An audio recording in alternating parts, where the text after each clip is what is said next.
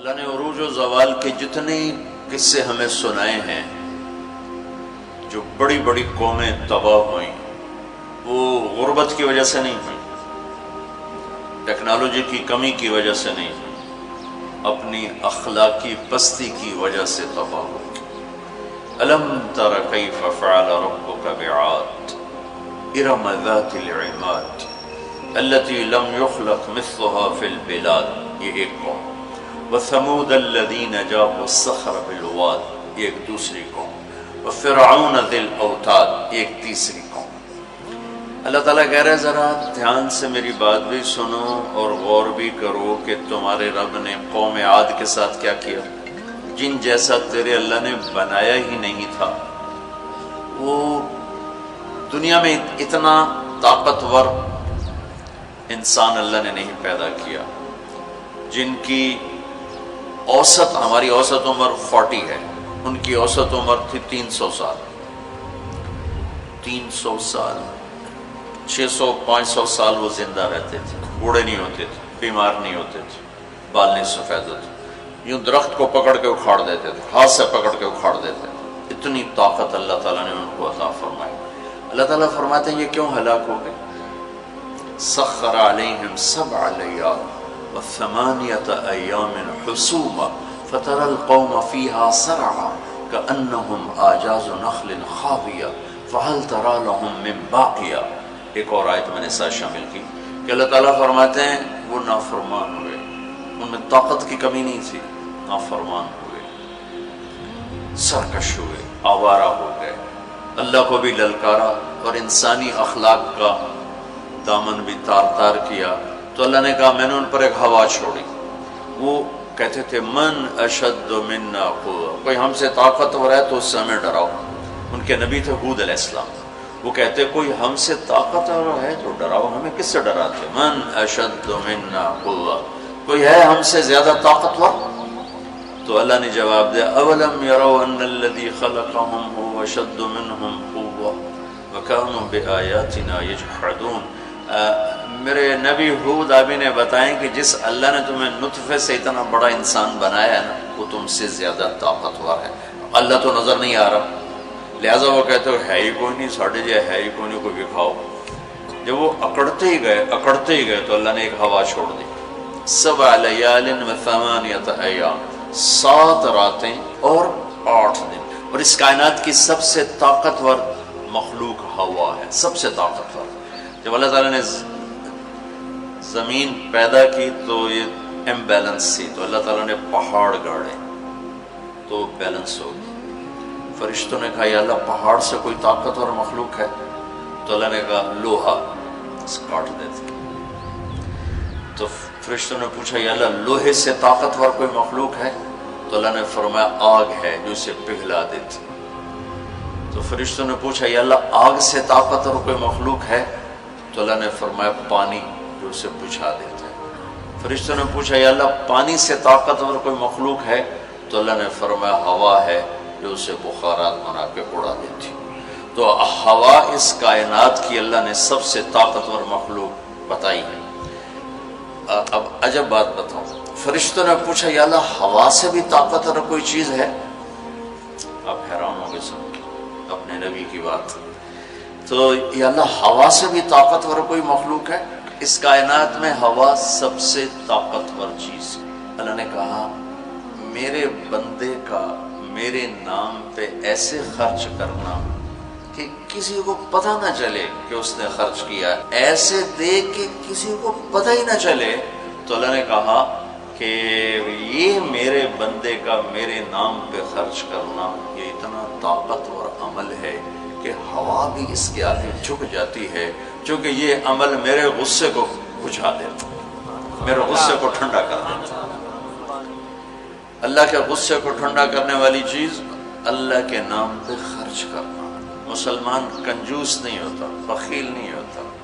تم لوگ کمال سمجھتے دوسرے کی جیب سے کھانا، کیونکہ ہم اس دور سے گزرے دوسرے کی جیب سے کھانا، اور اللہ تعالیٰ کمال دیکھتا ہے کہ اپنی جیب سے کھلا، خود بھوکا رہ کے اوروں کو کھلا۔ ایک دفعہ شیطان ملا کسی عابد کو، تو اس نے کہا آج جو پوچھو گے نا سچ بتاؤں. شیطان کہ اچھا ایک بتا دے تیرے یار کتنے, تیرے دوست کتنے؟ کہنے لگا 3. کون؟ کہ ایک جو غصے والا, غصہ تو سب میں ہے, جس کو غصے پہ کنٹرول نہ ہو, پھٹ جاتا ہو پھٹ جاتا ہو پھٹ جاتا ہو. غصہ سب کو آتا ہے, کھوتے نو غصہ آ جاتا ہے انسان تو انسان. غصہ آنا نیچرل ہے, نہ آئے تو پریشانی کی بات ہے. غصے کو پینا نہیں, برداشت نہ کرنا, اس سے معاشرہ ٹوٹتا ہے. تو اس نے کہا غصے والا بڑا اچھا میرا یار ہے پکا. دوسرا نشہ کرنے والا, شراب پینے والا میرا بڑا گھاٹا یار ہے. اور تیسرا بخیل کنجوس میرا بڑا یار ہے. اور اگلی عجیب بات بتاؤں کہ اگر بدقسمتی سے یہ تینوں باتیں کسی میں اکٹھی ہو جائیں کہ وہ کمبخت غصہ بھی میں بھی پھٹتا ہو, شراب بھی پیتا ہو, بخیل بھی ہو, شیطان اس کا مرید ہوتا ہے اور وہ پیر ہوتا ہے, وہ ایسی خطرناک بلا بن جاتا ہے. مسلمان کا صدقہ عادت ڈالو بچوں, خرچ کرنے کی عادت ڈالو. سخی کا کبھی ہاتھ تنگ نہیں ہوگا, اللہ اس کو اپنے خزانوں سے دیکھا. لیکن آج کل ماں باپ سکھاتے ہیں گنجائش کرو گنجائش کرو, جمع کرو جمع کرو, کجیاں میں پیسے ڈالو. تو تم اللہ کے نام پہ لگانا سیکھو, اللہ تمہیں وہاں سے دے گا جہاں سے وہم و گمان بھی نہیں. انفق ولا تخش من ذی العرش اقلالا, خرچ کر اور عرش والے سے تنگی کا ڈر نہ کر. اس مراد فضول خرچی نہیں, اللہ کے بندوں پہ خرچ کرنا, ضرورت مندوں پہ خرچ کرنا. تو اللہ کے نام پہ صدقہ اس کائنات کی سب سے طاقتور چیز, جو کہ ہوا کو بھی سے اوپر اللہ نے بیان کیا, اور اللہ نے کہا یہ تیرے رب کے غصے کو بجھا ٹھنڈا کر دیتی. اللہ نے ہوا چھوڑی اور اس قوم کو تہس نہس کر دیا. ان کے قد ہوتے تھے 50 فٹ 60 فٹ 40 فٹ کے قد ہوتے تھے, تو ہوا نے ان کو ایسے اٹھایا, بگولا چلتا رہا ایسے ہی, تو آپس میں ان کے سر ٹکراتے تھے, ٹھا ٹھا ٹھا ٹھا ٹھا ٹھا, یہاں تک ان کی کھوپڑیاں پھٹ گئیں, ان کے دماغ نکل گئے. پھر پٹک کے زمین پر مارا, دھڑ الگ ہو گئے, سر الگ ہو گئے. اس کے پیچھے تباہی کی وجہ نہ پیسے کی کمی نہ ٹیکنالوجی کی کمی اس دور کی. وَثَمُودَ الَّذِينَ جَابُوا الصَّخْرَ بِالْوَادِ, پھر اللہ نے کہا ایک اور قوم آئی جنہیں پتہ چلا کہ ہود علیہ السلام کی قوم پر ہوا چلی تھی, لہٰذا ہم کیا کریں گے, پہاڑوں میں گھر بنائیں گے. تو وہ سعودی عرب میں وہ علاقہ میں نے دیکھا ہے جہاں انہوں نے پہاڑ کھود کے گھر بنائے, پہاڑ کھود کے اندر پورا پہاڑ کھودا ہوا بیچ میں گھر. وہاں کہ یہاں تو ہوا آ نہیں سکتی, ہوا پہاڑ کو کہاں سے اٹھائی, لہٰذا وہ مستی میں آ گئی. وَثَمُودَ الَّذِينَ جَابُوا الصَّخْرَ بِالْوَادِ, پھر وہ للکارنے لگے لیا ہوا لیا ہوا. تو اب وہ اللہ کو عاجز سمجھا, تو اللہ نے کیا کیا, فانظر کیف کان عاقبۃ مکرہم انا دمرناہم وقومہم اجمعین فتلک بیوتہم خاویۃ بما ظلموا ان فی ذلک لآیۃ لقوم یعلمون وانجینا الذین آمنوا وکانوا یتقون. کیا کیا اللہ تعالیٰ نے, ایک فرشتہ بھیجا جس نے اگر ایک چیخ ماری, آواز بہت طاقت ہے, ساؤنڈ سے کتنی تباہیت, اس نے ایک چیخ ماری, ان کے کلیجے سب کے پھٹ گئے, چہرے ان کے نیلے پڑ گئے, اور وہ ایک دن میں سارے اللہ تعالیٰ نے مٹی کا ڈھیر بنایا, انہیں دفن کرنے والا کوئی نہ بچا. یہ کیسے تباہ ہوئے؟ ان کی تباہی کے پیچھے نہ ٹیکنالوجی کی کمی ہے نہ طاقت کی کمی. ایک تیسری قوم وَفِرْعَوْنَ ذِي الْأَوْتَادِ, فرعون جو اس زمانے کا اتنا بڑا بادشاہ تھا کہ انسانی تاریخ میں صرف ایک انسان پیدا ہوا ہے جس نے کہا میں رب ہوں. یہ بات دنیا میں کسی نے نہیں کی. سجدہ تو مسلمان بادشاہ بھی کرواتے تھے, یہ مغلوں کو سجدے ہوتے تھے, یہ ہمارے مغلیہ بادشاہ تھے, اورنگزیب نے آ کر اسے ختم کیا. تو سجدے تو مسلمان بادشاہوں کو بھی ہوتے رہے اور کافروں کو بھی ہوتے رہے, لیکن میں ہی رب ہوں یہ بات ایک انسان نے کی, وہ ہے فرعون. فَقُلْ هَلْ لَكَ إِلَىٰ أَن تَزَكَّىٰ وَأَهْدِيَكَ إِلَىٰ رَبِّكَ فَتَخْشَىٰ فَأَرَاهُ الْآيَةَ الْكُبْرَىٰ فَكَذَّبَ وَعَصَىٰ ثُمَّ أَدْبَرَ يَسْعَىٰ فَحَشَرَ فَنَادَىٰ فَقَالَ أَنَا رَبُّكُمُ الْأَعْلَىٰ. اللہ اکبر, کہنے لگا میں سب سے بڑا رب ہوں. یہ صرف ایک انسان کا دعویٰ, کتنی اللہ نے اس کو طاقت بخشی. بچے ذبح ہو رہے ہیں، کوئی اف نہیں کر سکتا، اف نہیں کر سکتا، کوئی جلوس نہیں نکال سکتا۔ بچہ پیدا ہوتا ہے ذبح کیا جا رہا، پیدا ہوتا ہے ذبح، بچیاں چھوڑی جا رہی، بچے ذبح کیا۔ نقتل ابناءهم ونستحيي نساءهم وإنا فوقهم قاهرون، سارا قرآن سے آپ کو بتا رہا ہوں۔ تو وہ اس زمانے کی سب سے بڑی ٹیکنالوجی، سب سے بڑی طاقت، یہاں کیا زوال ہے؟ اخلاقی پستی۔ سمود میں کیا زوال ہے؟ اخلاقی پستی۔ عاد میں کیا زوال ہے؟ اخلاقی پستی۔ کسی قوم کا سب سے بڑا سرمایہ اس کے اخلاق ہوتے ہیں۔ ٹیکنالوجی ثانوی چیز ہے، سونے چاندی کی کانیں، تیل کے خزانے، یہ دوسرے نمبر کی چیز ہے۔ سب سے پہلا سرمایہ وہ آپ میری جو نسل ہو، وہ آپ کے عالی اخلاق، آپ کا اچھا کردار، آپ کی حیا والی زندگی، آپ کی کردار والی زندگی، یہ میرے ملک کا سب سے بڑا سرمایہ ہے۔ اگر میری نسل کے اخلاق بگڑ گئے، حیا کی چادر تار تار ہو گئی اور ناشگانہ زندگی میں داخل ہو گیا اور وہ ثقافت بن گئی، تہذیب بن گئی، تو اس قوم کے ہلاک ہونے کو کوئی نہیں بچا سکتا کہ آسمان والے کا فیصلہ اترتا ہے۔ جب آسمان والا فیصلہ کرتا ہے تو زمین کی ٹیکنالوجی اسے بچا نہیں سکتی۔ فرعون نے بھی کہا قومن فاتنا بما تعدنا ان کنت من الصادقین، نوح علیہ السلام کی قوم نے کہا نوح علیہ السلام سے، لاؤ کدھر ہے تیرے رب کا عذاب، فاتنا لے کے آؤ، کدھر ہے تیرے رب کا عذاب، انما یاتیکم بہ اللہ ان شاء وما انتم بمعجزین، اللہ جب لائے گا تو پھر تم کچھ کر نہیں سکو گے۔ ایک تندور سے پانی نکالا اور ساری نسل کو اللہ نے پانی میں بہا دیا، ساری نسل۔ تو میں آپ کے سامنے اپنی بات کو مدلل کر رہا ہوں قرآن پاک سے کہ قوموں کے زوال اور عروج کا تعلق ٹیکنالوجی سے تھوڑا ہے اور اخلاقیات سے زیادہ ہے۔ اخلاقی پستی کسی بھی قوم کے زوال کا سب سے بڑا سبب ہے، اخلاقی بلندی کسی بھی قوم کے عروج کا سب سے بڑا سبب ہے۔ فرعون نے بچے ذبح کیے، بچیوں کو چھوڑا، عبرت کا نشان بنا دیا لوگ۔ سولی سب سے پہلے اس نے ایجاد کی، اور پھر میرے رب نے فَأَخَذْنَاهُ وَجُنُودَهُ فَنَبَذْنَاهُمْ فِي الْيَمِّ، آگے سمندر، پیچھے فرعون، بیچ میں موسیٰ علیہ السلام کی قوم، تو کہنے لگے مروا دیا موسیٰ، مروا دیا۔ اب تو آگے سمندر پیچھے فرعون، اگے جاؤ تو پانی پچھو تو فرعون دا سوٹا ان کی دے جا گیا۔ تو موسیٰ علیہ السلام نے کہا کلا، ڈرو نہیں، ان معی ربی۔ آپ کو عجب تقابل کر کے دکھاؤں، موسیٰ علیہ السلام 40 سال رہے اپنے قوم کے ساتھ، 2 نبی، ایک موسیٰ ایک ہارون، اور اپنا سب کچھ قربان کیا۔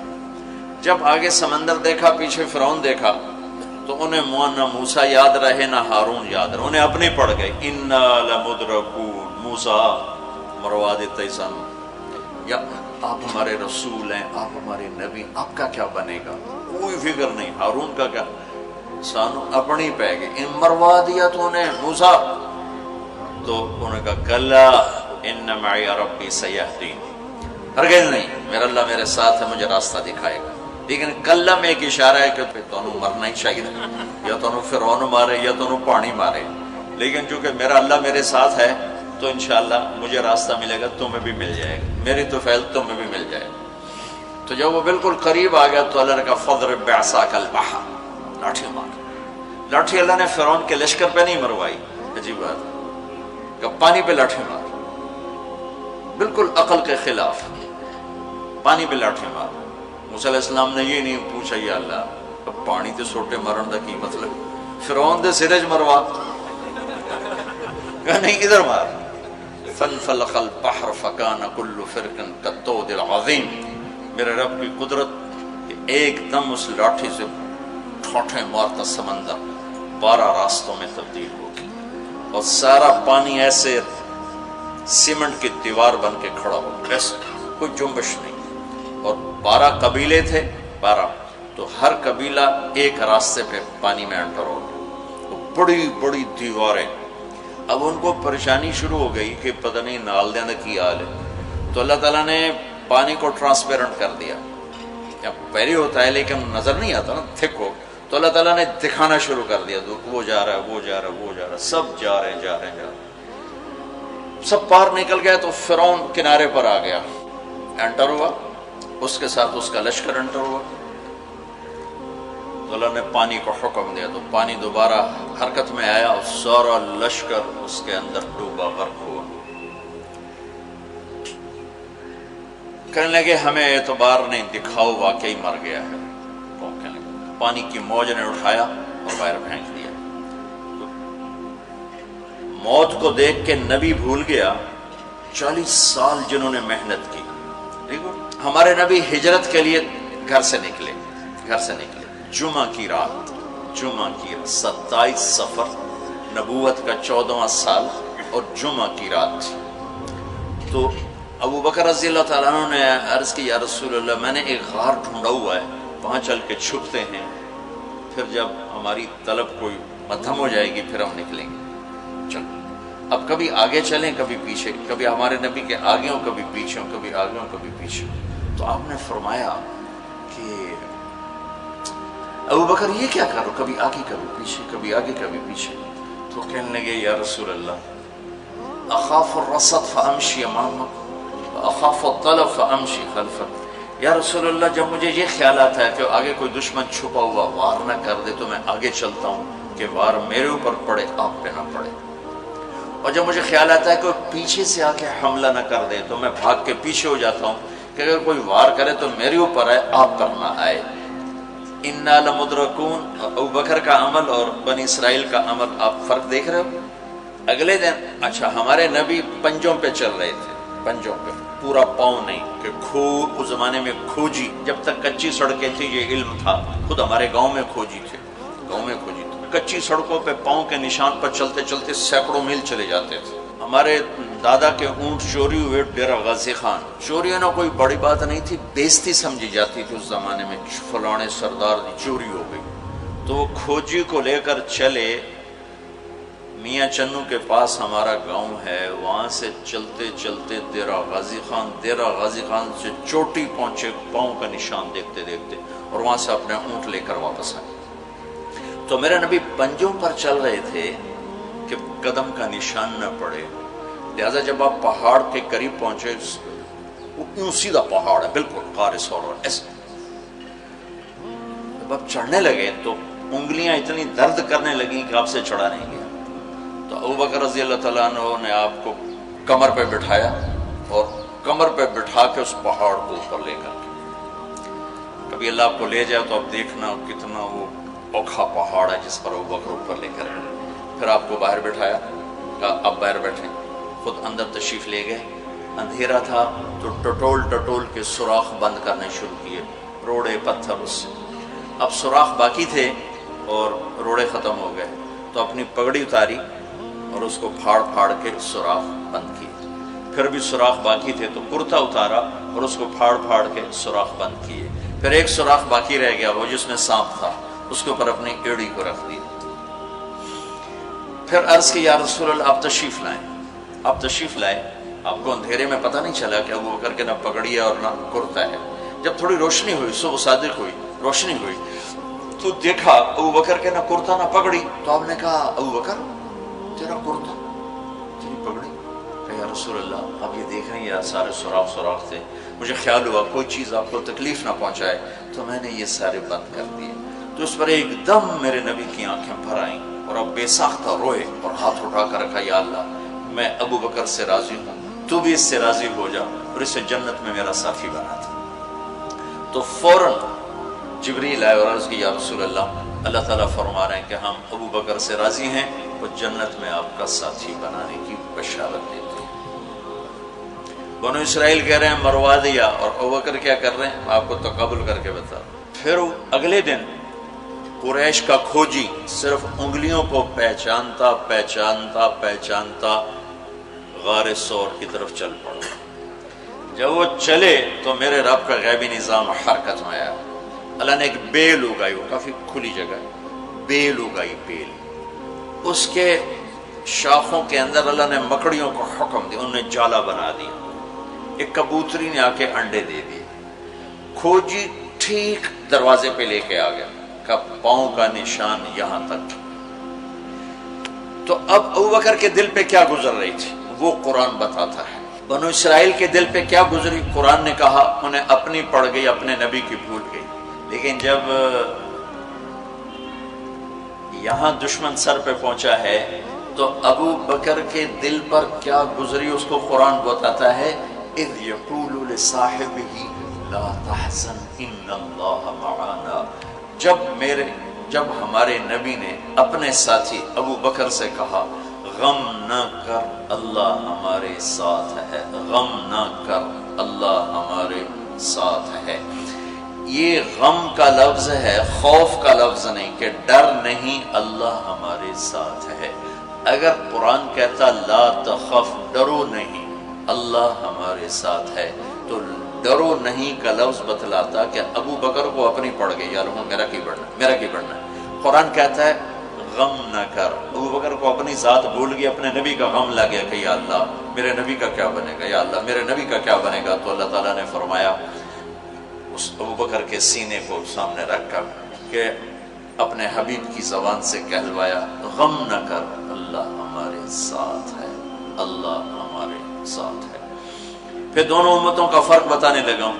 بنو اسرائیل نے سمندر پار کیا، فرعون کو غرق ہوتے دیکھا، اور ایک نبی آگے ایک پیچھے، دو رسولوں کے درمیان جا رہے ہیں، اور آگے ایک بستی میں دیکھا مروا علی قوم یعکفون علی اصنام لہم، وہ ایک بتوں کی پوجا کر رہے تھے۔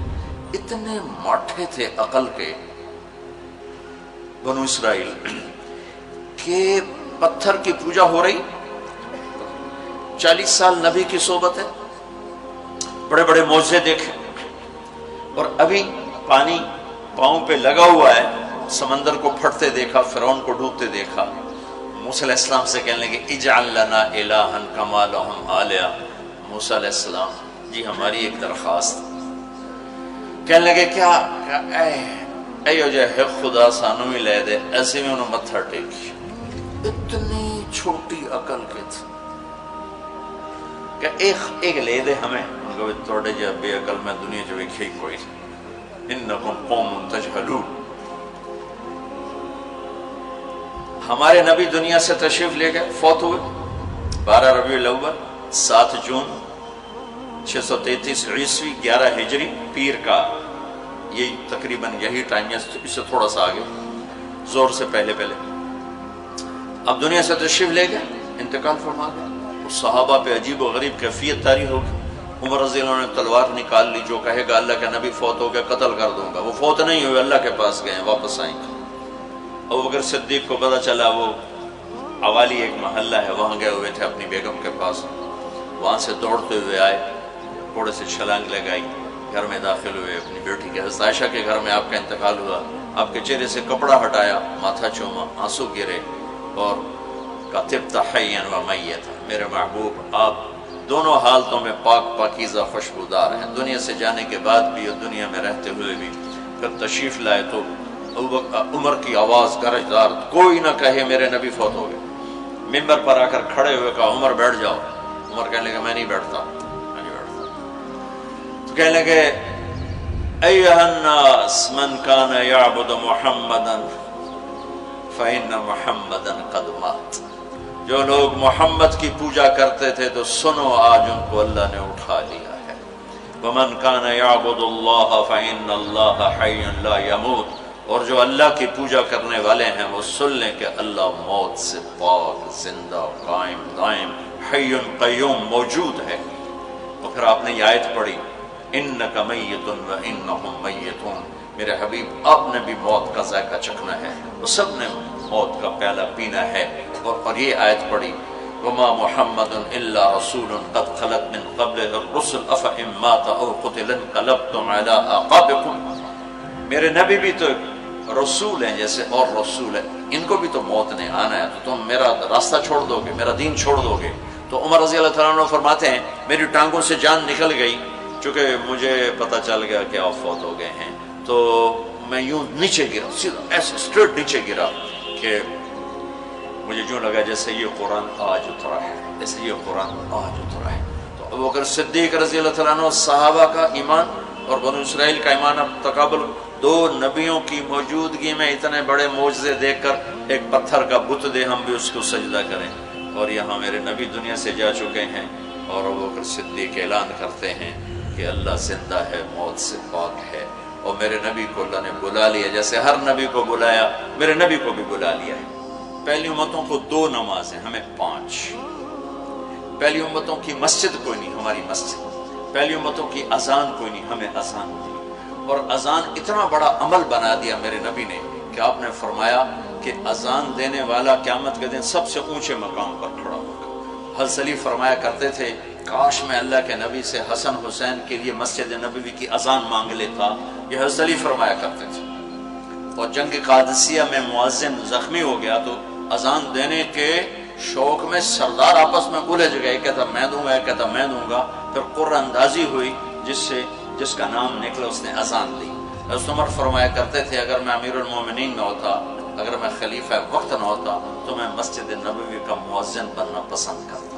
کسی کو اذان نہیں ملی، ہمیں اذان۔ پہلا مؤذن بلال بنا، پہلے مؤذن اللہ نے بلال کو یہ عزت عطا فرمائی۔ دنیا میں یہ ہے اور آخرت میں یہ ہے کہ میرے نبی نے فرمایا کہ جب جنت میں جانے کا وقت آئے گا تو جنت کی میرے لیے سواری لائی جائے گی، میں اس سواری پہ بیٹھوں گا تو اس کی جو وہ رسی ہوگی وہ ایسے نیچے گر جائے گی، نیچے گرے گی۔ اس رسی کے یعنی اس کی جو لگام ہوتی ہے وہ نیچے گرنے کا مطلب ہے یہ ایسے نیچے گر گئی۔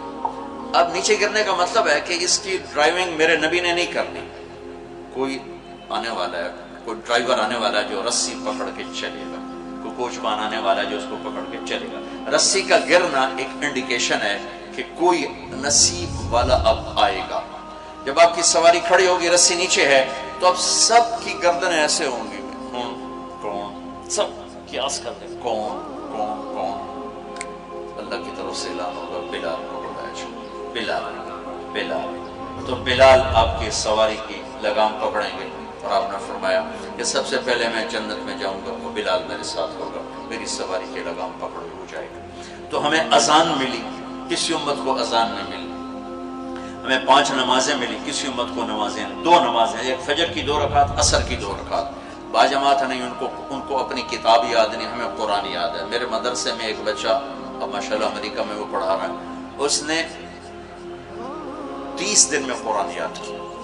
صبح یاد کرتا تھا، شام کو تراویح میں سناتا تھا۔ میرے مدرسے کا بچہ صبح بیٹھ کے مغرب تک پورا سپارہ یاد کر کے اور عشاء کو تراویح میں سنا دیتا تھا۔ اللہ نے میں ایسا قرآن دے دیا کہ 1 مہینے میں بھی یاد ہو جاتا ہے۔ 3 دن میں بھی ایک بزرگ نے یاد کیا، 3 دن میں قرآن یاد کیا۔ اللہ نے ہمیں قرآن کی دولت عطا فرمائی، پڑھنے کے لیے 5 نمازیں عطا فرمائی، تہجد کی نماز عطا فرمائی، اوابین کی نماز دی، اشراق کی نماز دی، چاشت کی نماز دی۔ نماز کے کتنے دروازے کھول دی۔ اور میرے نبی کی آخری نصیحت تھی میری امت نماز نہ چھوڑنا، نماز نہ چھوڑنا، نماز نہ چھوڑنا۔